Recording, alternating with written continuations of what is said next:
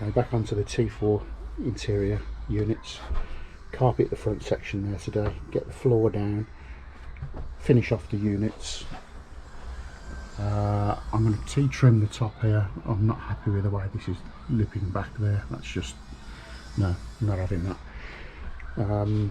Managed to get a 130 watt solar, flexible solar panel kit, which I'll probably put, there's sort of ribs on a T4 roof. It should fit between the two here, coming in the wires at the back here down to the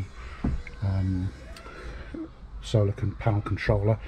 I can then run that to the leisure battery, and I'll probably go to the fridge off it and finish these units off. Yeah, okay, get moving.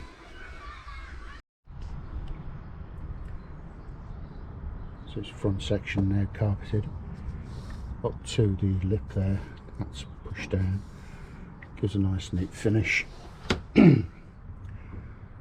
Diesel heater wires sorted, live there. I'll probably trunk it around the back there because I'll have others to put with it. Diesel heater feed cut back and in underneath the seat with the pump.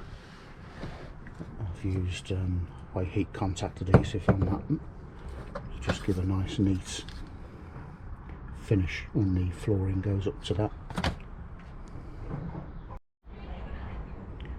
Working on the floor now. This stuff's really easy to use. Peel it, stick it the right way, staggered, one piece, keep going with all the main bits, and then you come to these, cut it in half, use the other piece, just keep doing. It's really easy to scribe, basically. Run a standard knife across it, bend it,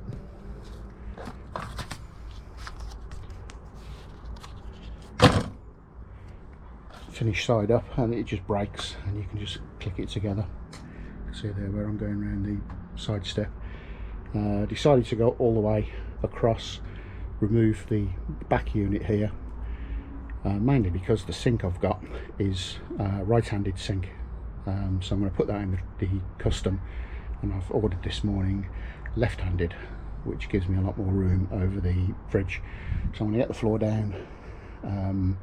I'll probably get the bed in then and mark out the holes where the bed's going to go, get the holes done, get the bed back out, fit this unit, and that's it, done. Secure the battery first, fit the unit, and yeah, whatever else I've got time for. It's yeah, floor.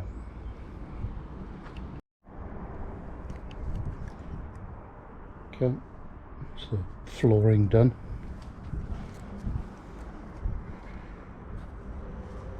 Still got to put the edge on here. It's yeah, floor looking really good.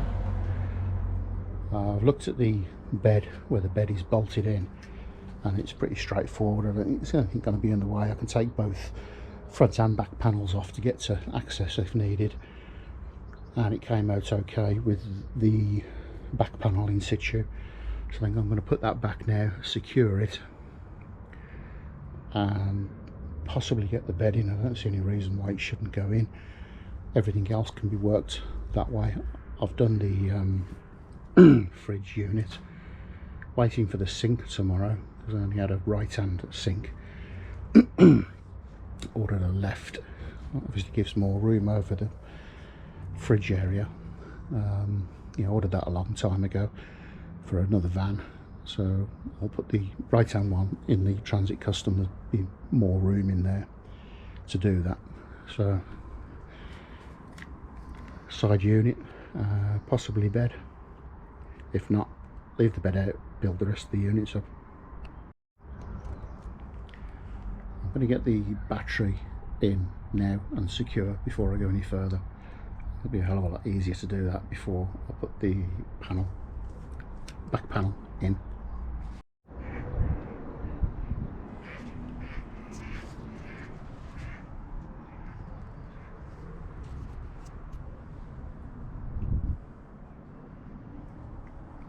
Rear unit in and secure. covered that back support, just makes it look a bit nicer when you open the cupboard. Okay, I'm probably going to put the bed in next. I don't see any reason why not. T-trim the top of this unit much better. Just wouldn't seem to finish correctly without that.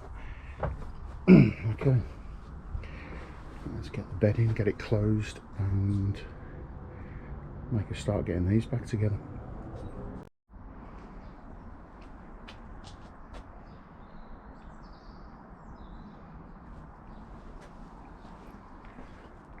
That's for the centre there, doing a 3-drawer setup. Probably going to be the gas to one side, the water the other, with a top shelf. Obviously a shelf running back from there to the side of the van. So the way I do this is sort of 6-7mm drill bit through here, double it up, don't go too wide because you've obviously got to take off another 5mm here, 2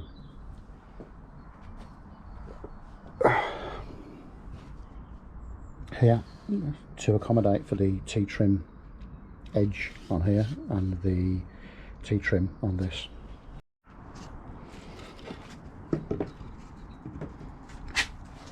Basically like that, and then keep inside the mark that you've made.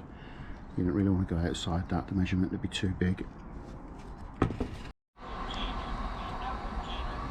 The outer section done, all T-trimmed up.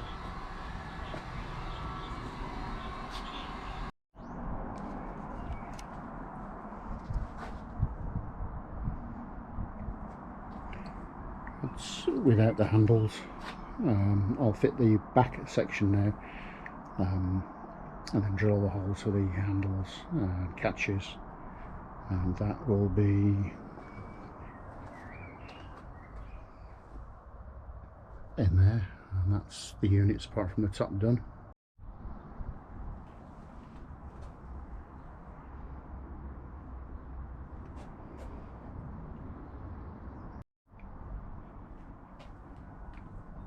For the push button catches on the door, I use a 19mm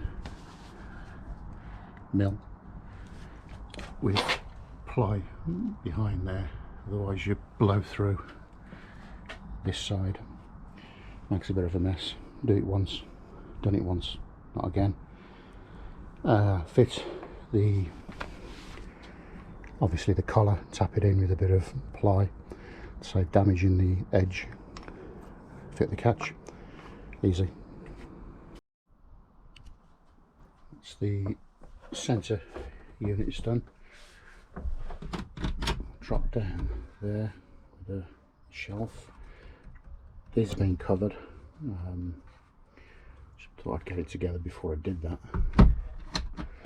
And a bit of mess in there, the wires to be plumbed in, but water, gas, and somewhere to, I've got a strap to secure the gas sensor section there. There's a couple of gas dropouts to go in here, and I think I'll bungee cord the water to the side.